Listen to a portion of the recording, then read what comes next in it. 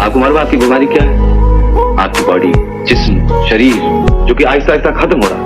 Superstar Rajesh Khanna किसी पहचान के मोहताज नहीं है। लड़कियों के बीच उनकी दीवानगी इतनी ज्यादा थी कि उन्हें खून के खत लिखे जाते थे। मेरे सपनों की रानी कब आएगी तू, आई रुत मस्तानी कब आएगी तू।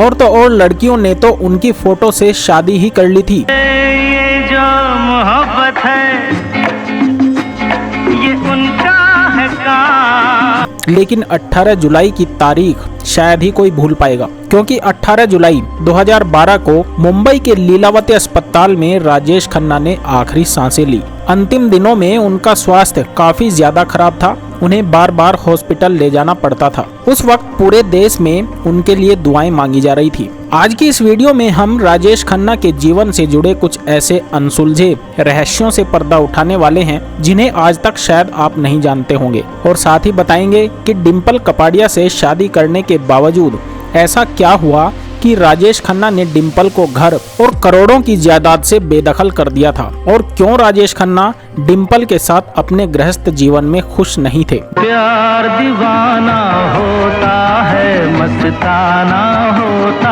है। बताएंगे और भी बहुत कुछ, तो बने रहिएगा हमारे साथ। हिंदी सिनेमा के सबसे पहले सुपरस्टार राजेश खन्ना का पंजाब के अमृतसर शहर में जन्म हुआ था। गुनगुना रहे हैं भंवर, खिल रही है कली कली कली कली। उनका वास्तविक नाम जतिन खन्ना था, लेकिन उन्होंने अपने अंकल के कहने पर अपना नाम बदल लिया था। ओ मेरे दिल के चैन।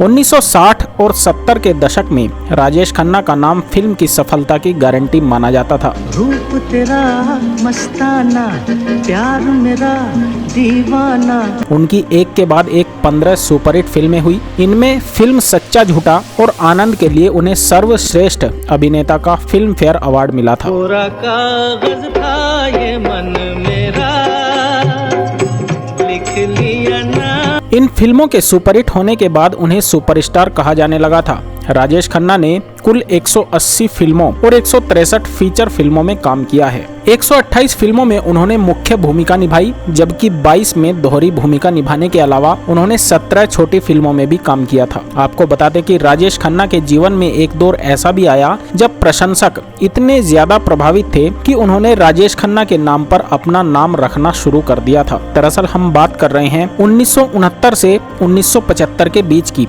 उस दौर में पैदा हुए ज्यादातर लड़कों के नाम राजेश रखे गए थे।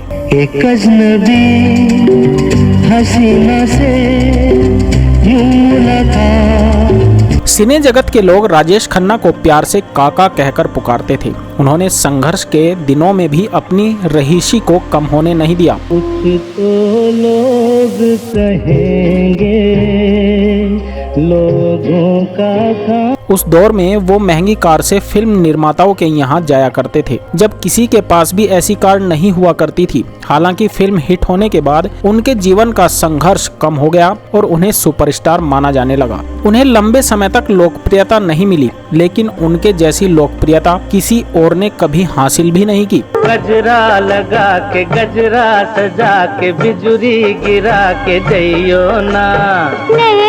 राजेश खन्ना के अभिनय को देखकर लड़कियां पागल हो जाती थी। उनकी एक झलक पाने के लिए लड़कियां बेचैन हुआ करती थी। कहा तो यहाँ तक जाता है कि लड़कियों ने उन्हें खून के खत भी लिखे थे, और तो और उनकी फोटो से शादी तक कर ली थी। राजेश खन्ना की पत्नी डिम्पल कपाड़िया इतनी खूबसूरत हुआ करती थी कि बचपन से ही उन्हें कई मेकर्स अप्रोच कर चुके थे। कई फिल्में ठुकराने के बाद आखिरकार उन्होंने राज कपूर की बॉबी से डेब्यू किया। शादी से पहले डिम्पल कपाड़िया फिल्मों में आई तो पूरे परिवार को समाज से निकाल दिया गया। डिम्पल की पहली फिल्म हिट रही, लेकिन अपने बचपन के सबसे पसंदीदा हीरो रहे राजेश खन्ना से शादी करने के लिए उन्होंने फिल्में छोड़ दी। एक प्रोग्राम में राजेश खन्ना चीफ गेस्ट बनकर पहुंचे थे। इस प्रोग्राम में डिम्पल कपाड़िया भी पहुंची थी।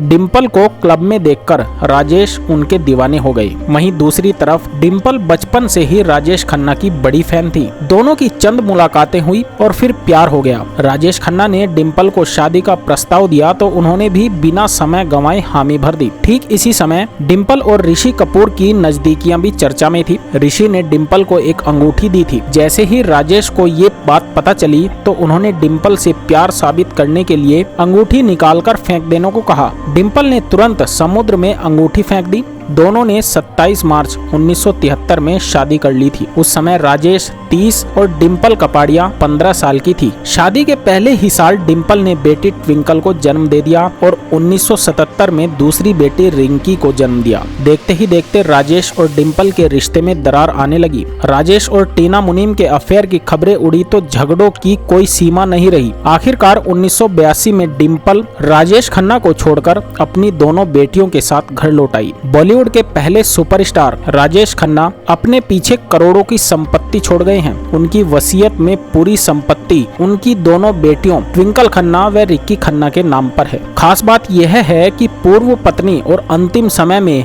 हर वक्त काका के साथ रहने वाली डिम्पल कपाड़िया को संपत्ति में कुछ भी नहीं मिला है। यहाँ तक कि पूरी वसीयत में डिम्पल के नाम का भी जिक्र नहीं है। डिम्पल और राजेश खन्ना शादी के कुछ साल साथ रहने के बाद पिछले लंबे समय से एक दूसरे से अलग रह रहे थे। हालांकि दोनों के बीच तलाक नहीं हुआ था। ऐसा माना जा रहा है कि काका को अपनी मौत का आभास पहले से हो चुका था। उन्हें यकीन हो गया था कि वह बहुत लंबे समय तक कैंसर से लड़ नहीं पाएंगे, इसलिए उन्होंने अपनी वसीयत बनवा ली थी। इसमें निवेश की जानकारी और तमाम बैंक अकाउंट एक्सेस करने का हक उन्होंने अपनी दोनों बेटियों ट्विंकल और रिंकी को दे दिया था। वसीयत राजेश खन्ना, डिम्पल कपाड़िया, दामाद अक्षय कुमार व कुछ खास दोस्तों और फैमिली डॉक्टर दिलीप वालवकर के सामने पढ़ी जा चुकी थी। वसीयत के समय काका बेहद कमजोर हो चुके थे और कागजात पर हस्ताक्षर करते वक्त उनके हाथ भी कांप रहे थे। भविष्य में वसीयत को लेकर विवाद खड़ा न हो इसलिए उन्होंने इस पर अपना अंगूठा भी लगा दिया था। सूत्रों की माने तो इस पूरी प्रक्रिया को कैमरे से शूट भी किया गया था। आखिरकार 18 जुलाई 2012 को मुंबई के लीलावती अस्पताल में राजेश खन्ना ने आखिरी सांसें ली। अंतिम दिनों में उनका स्वास्थ्य काफी ज्यादा खराब हो चुका था। उन्हें बार बार हॉस्पिटल ले जाना पड़ता था। उस वक्त पूरे देश में उनके लिए दुआएं मांगी जा रही थी। तो दोस्तों, राजेश खन्ना के बारे में आपके क्या विचार हैं? हमें कमेंट करके अपनी राय जरूर दें। धन्यवाद।